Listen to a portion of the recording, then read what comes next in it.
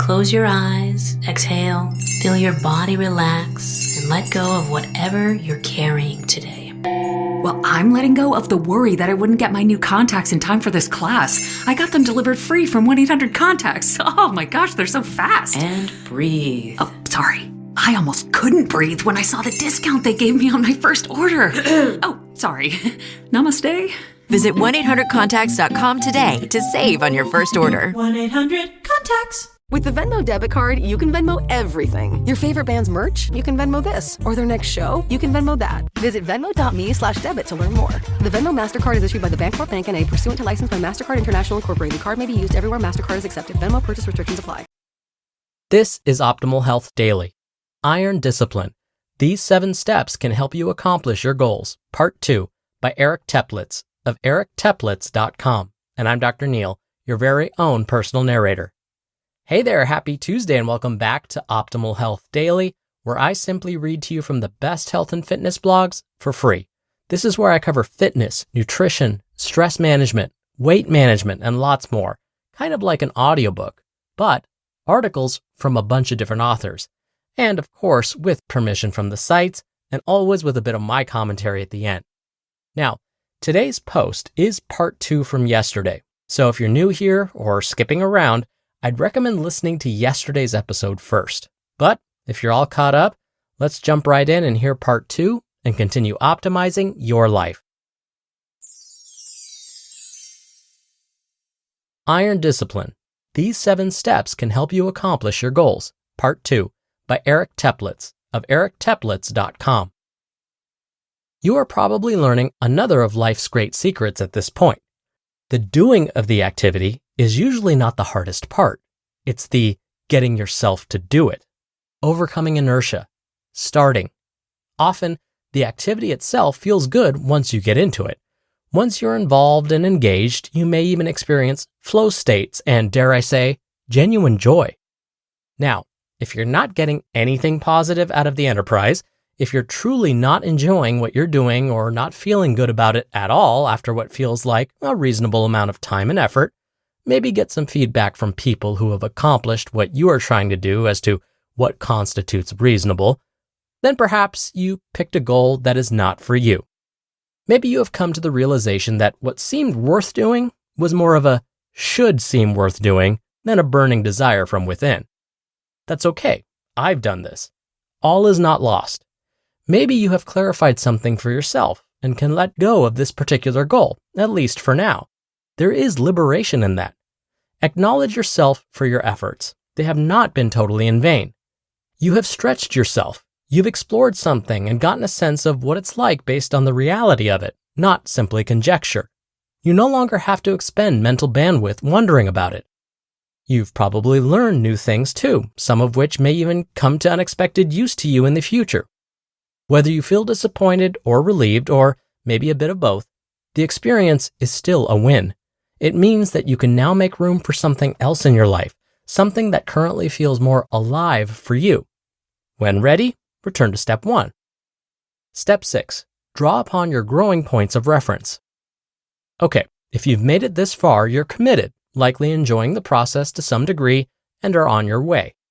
Still, motivation will naturally wax and wane. Sometimes you'll be decidedly unmotivated despite the progress you've made. This is where drawing upon your growing points of reference is essential. And it's step 6 for a reason. You need to first have accumulated some successes, built some momentum, and experienced some benefits in order to implement it. Almost always, I felt better after a training run than I did before I started. By recalling through your own actual lived experiences and memories that A, you are capable of taking action even when you don't feel like it, and B, you have benefited from doing so, maybe even felt substantially better as a result, it's much easier to convince yourself to take action again, to get over that ever-present hurdle of starting, because you know you will thank yourself for doing so. The more instances your brain can refer back to having shown up and been glad that you did afterward, the more persuasive your case to yourself will be when yourself is in need of persuading. This is a game changer and can make all the difference in building and maintaining self-discipline. It is a powerful technique, but you have to earn the privilege of accessing it by moving through the previous steps. And step 7, feel discomfort when you're not doing the thing. Think of a healthy habit that is now second nature to you. Maybe it's brushing and hopefully flossing your teeth every day. Occasionally, something may interfere with your routine of getting this done, perhaps being out of your usual environment or feeling under the weather. With an ingrained habit, you will likely start to feel antsy if too much time passes without you having done it. Congratulations, you've made it to step 7, feeling discomfort when you're not doing the thing. It might appear to someone else who has not habituated this particular behavior to be a remarkable display of self-discipline. Gosh, they're so consistent, brushing their teeth every day, amazing. But in fact, it does not require a great deal of will for you to get yourself to brush your teeth. It's practically automatic. It has become a bona fide habit. On March 7, 2004, at the age of 31, I did something that for most of my life up to that point, I never imagined I would even consider doing, let alone accomplish. I ran a marathon. An excerpt from my journal entry the following morning looked like this. Quote, I did it. Yesterday, I ran and finished the 19th annual Los Angeles Marathon, one of the hardest things I've ever done in my life. The last 3 to 4 miles were excruciating, but I did it. The spirit of the whole scene was incredibly positive. I was amazed at all of the well-wishers, cheerleaders, and volunteers giving out water and so on. Truly heartwarming and human race affirming. Lots of folks saw my name on my bib and cheered me on. I tried to sprint at the very end, anticipating an adrenaline surge, but it simply wasn't there. I don't even know how I managed to jog that last 1.2 miles. I tapped into something way deep, possibly even beyond me, probably even beyond me. I was nearly in tears towards the end, and at the end, and had I reunited with someone there at the finish, I probably would have been. What an experience. An amazing challenge physically and mentally. End quote. For many people, completing a marathon is a one-and-done goal or experience, and there's nothing wrong with that at all. In my case, I kept going. I was hooked. Over the next decade, I employed what I learned from this undertaking and completed 2 more marathons, a bunch of half marathons, a number of century rides, which are 100-mile and longer cycling events, triathlons of various distances, culminating in an Ironman, which is a 2.4-mile swim, a 112-mile bike ride, and a full 26.2-mile marathon back to back to back in a single day. That Ironman took me 3 attempts, by the way. If you had told my younger self that I would accomplish any of these things, I would have told you that you were absolutely, unquestionably, and certifiably out of your mind. And yet, we are capable of so much more than we tend to believe ourselves to be. The 7 steps I have outlined over the past couple of days can help you build the self-discipline needed to accomplish any number of goals, even in cases where some modification of these steps or the wording of them may be necessary. The underlying principles will still apply.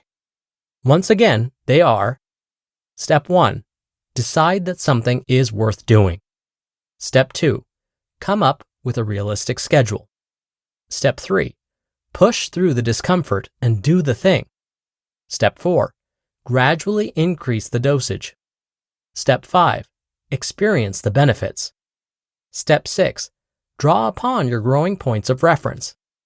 And step 7, feel discomfort when you're not doing the thing. While self-discipline may seem like an elusive trait, it is really nothing more than the manifestation of ingrained, helpful habits. It's a muscle that is built through showing up repeatedly for something you have determined to be important or meaningful, and it's yours for the building. Quote, "We are what we repeatedly do. Excellence, then, is not an act, but a habit." Will Durant.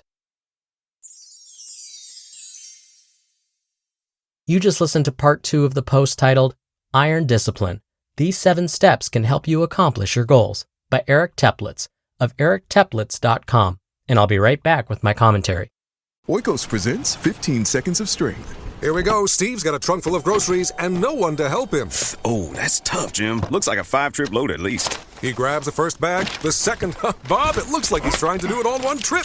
He shimmies the door open, steps over the dog, oh, and he stumbles. Oh, right into the kitchen without missing a beat. Jim, now that's a man who eats his protein-packed Oikos. With 15 grams of complete protein in each cup, Oikos Triple Zero can help build strength for every day. Oikos, stronger makes everything better. You just realized your business needed to hire someone yesterday. How can you find amazing candidates fast? Easy. Just use Indeed. Indeed Sponsored Jobs helps you stand out and hire fast. Your post jumps to the top for relevant candidates, reaching the people you want faster. According to Indeed data, sponsored jobs posted directly on Indeed get 45% more applications than non-sponsored ones. And one thing I love about Indeed is how it speeds up hiring. When I've hired in the past, the process was overwhelming. I wish I'd used Indeed. There's no need to wait any longer. Speed up your hiring right now with Indeed. And listeners of this show will get a $75 sponsored job credit to get your jobs more visibility at Indeed.com/health. Just go to Indeed.com/health right now and support our show by saying you heard about Indeed on this podcast. Indeed.com/health. Terms and conditions apply. Hiring? Indeed is all you need. Dr. Neal here for my commentary. I really loved all of Eric's steps. In yesterday's commentary, I mentioned how important his suggestion of planning and scheduling behaviors ahead of time can increase the chances of the behavior actually happening is. I put my workouts into my official schedule so that nothing else can get booked in its place. In fact, when it comes to most of my healthy habits, I followed these same steps. Today, Eric mentioned in step 7 that when it comes to an ingrained habit, we may start to feel antsy if too much time has passed without having performed that behavior.